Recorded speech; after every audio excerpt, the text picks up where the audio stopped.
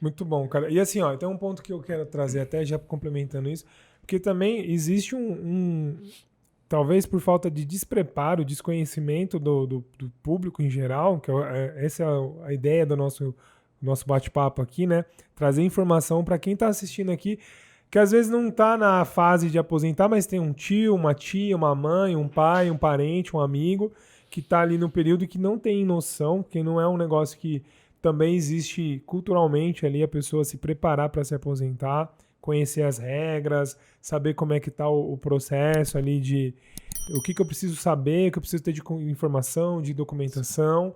Então, por essa falta de informação, também gera muitos pedidos, vou falar assim, equivocados, desproporcionais. Né? O cara tem, às vezes, não tem nenhum mínimo de requisitos ali para conseguir pedir a aposentadoria, mas dá entrada. E aí eu sufoco o sistema, porque eu tenho, às vezes, sei lá, 100 pessoas lá dando entrada hoje, e às vezes 20, 30% dessas pessoas não tem aptidão, mas está ali custando o tempo do servidor, do sistema. Para você ter uma noção, eu saí do INSS em 2018, deve ser a mesma proporção ainda, mas assim, era cerca de 63, 65% de indeferimentos e o restante de concessão. Então, a grande parte dos requerimentos de pedidos de benefício ali são negados, né? Aí sim, a gente tem dessa porcentagem uma parte que a pessoa não tem direito mesmo, aí sufoca de fato o sistema. Perfeito. Né? E uma parte que não. Que aí a gente vê que o Faltou direito era para ter coisa. sido reconhecido e não foi reconhecido. Ou porque o INSS não aceitou alguma situação ali de direito da pessoa, ou que a pessoa não conseguiu comprovar na hora que deu a entrada, mas que ela teria o direito, tá? Ótimo. Em relação ao que você falou aí, a falta de informação e tudo mais acerca da Previdência, ela é totalmente cultural mesmo, né? Na verdade, assim, o que falta para todos nós assim é uma educação financeira desde pequeno, né? A educação financeira... Que não existe. Exato. Que nem eu tive aí 14 anos de serviço público, eu trabalho desde os 16 anos, né? Então, e aí, desses 14 anos de serviço público. Cara, se eu tivesse uma educação financeira lá na minha adolescência, né? Eu com certeza estaria numa outra situação hoje. Então, assim, eu penso nisso, né? Hoje, com 38 anos, sei, né? Dessa lacuna que ficou aí na minha vida profissional e de gestão, né? De patrimônio, gestão de renda, gestão financeira, né? Mas eu pego pessoas, né? A maior parte das pessoas que eu atendo hoje estão totalmente despreparadas. Perfeito. Para o futuro, ou pior, estão despreparadas para o agora, porque o futuro já chegou para elas, né? Exatamente. Porque o cara te procura quando ele já está ali, já 60, está necessitando da 50 e poucos aposentadoria, anos. né? Já é uma situação em que ele necessita. Então, assim, a falta da informação com a falta da educação faz com que essas pessoas passem a vida inteira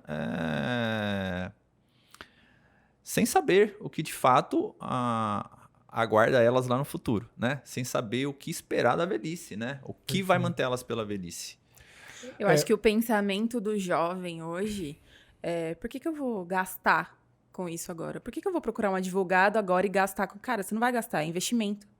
Você vai investir no seu futuro. Exato. Mas não tem essa noção. Em 2016, o IBGE fez uma pesquisa no censo, onde ele traz ali que dos aposentados, 99% perdia padrão de consumo, padrão de vida. Né? Então, ou seja, apenas 1% da população que se aposentava, que estava aposentada, conseguia manter o mesmo padrão de vida ou mais, né? Então, beleza, eu tinha uma renda lá de 3 mil reais, eu aposentei com os 3 mil e tô bem, ou mais.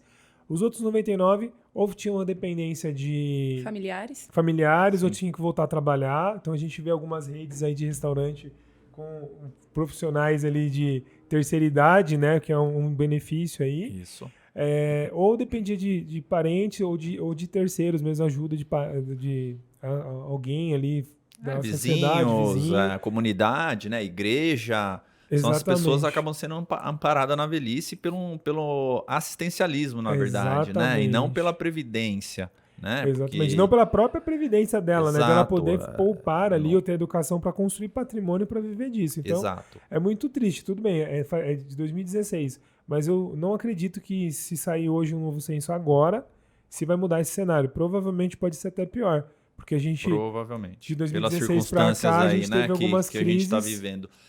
E assim, o Brasil é um país assistencialista, né? Então, nós temos as situações em que pessoas, de fato, dependem dessa ajuda assistencial, né?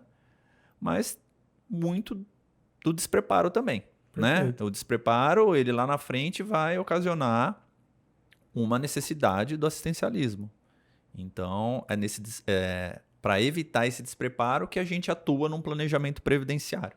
Ótimo. Né? O planejamento previdenciário, como falou a Carol, ele é super importante já para o jovem, né? Em que momento, assim, os jovens podem te procurar para já fazer esse planejamento? Olha, se a pessoa já tiver essa educação, já tiver essa noção do pensar lá na frente, né? Ela já pode procurar desde o primeiro emprego, desde o primeiro momento que ela decida recolher, né? Porque hoje, mais do que nunca, é necessário recolher o quanto antes, né? Sim. Em falando de Previdência, porque a gente teve as alterações da reforma da Previdência aí, que depois a gente acha que Isso, vamos vai falar abordar disso, um pouco aí exatamente. sobre esse tema. Porque ficou meio confuso nessas mudanças aí. Exato. Tipo, tinha um padrão até X anos ali, depois tinha algumas regras que são específicas, né? Sim. Então, Marcião, na verdade, assim, ó, quase ninguém sabe quando vai se aposentar. Essa é a verdade. Então, todo mundo que me procura, tipo, olha, eu acho que já tenho tempo, mas eu não sei se vou me aposentar. Ou se já posso me aposentar. E aí a pessoa tá com o que era antes na cabeça ainda. Com 35, se eu sou homem, tenho 35 anos de contribuição, me aposento. Não é bem por aí. Então já Entendi. mudou muita coisa, né? Mas voltando para a situação da educação previdenciária, para depois a gente entrar na situação das regras aí de aposentadoria, então você vê hoje que a pessoa, assim, se ela é um profissional com recolhimento obrigatório, tá tranquilo. Ali a própria empresa faz a retenção da contribuição CLT, e ali, a padrão. pessoa não tem para onde fugir. CLT Tá. padrão, vai lá Ótimo. contribuir e aí beleza, se tiver tempo necessário para se aposentar, vai ser com base na média de contribuição, aí não tem muito erro. Mas Ótimo. assim, e aquelas pessoas que não estão no mercado formal, às vezes estão no mercado informal, ou que são empreendedores, né? Ou que pagam através do MEI, através de uma retirada prolabore, né? E aí são às vezes as pessoas que deixam de pensar na previdência, porque também assim, o manter, né, o seu negócio é muito complicado. Você sabe melhor do que eu, né? Que você atua nessa área aí de gestão e tudo mais, com empresários.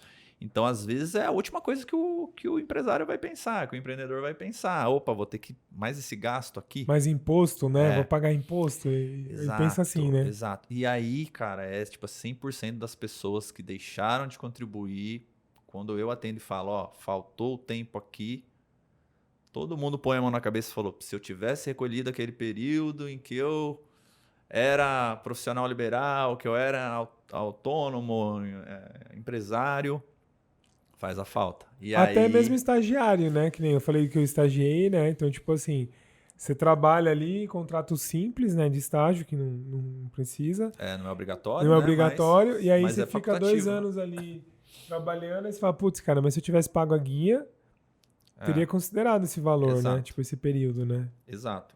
E aí a gente volta para aquilo, que informação é tudo, né? Sim. Até o estagiário saber se pode pagar, né? É. E às vezes do outro lado também, a pessoa tá pagando e tá pagando errado. Tá pagando e não precisaria pagar.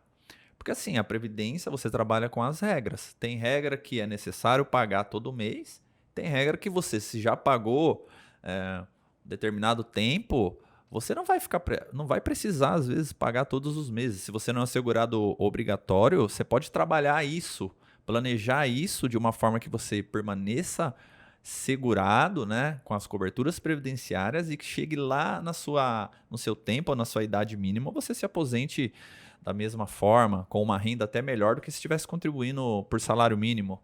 Perfeito. Então é aí que você faz o planejamento previdenciário, para ver os cenários, para ver as possibilidades de contribuição, para ver retorno financeiro, que é super importante também. A gente sabe que a previdência em si, às vezes, não é o melhor investimento. A previdência que a gente conhece através aí do INSS, né?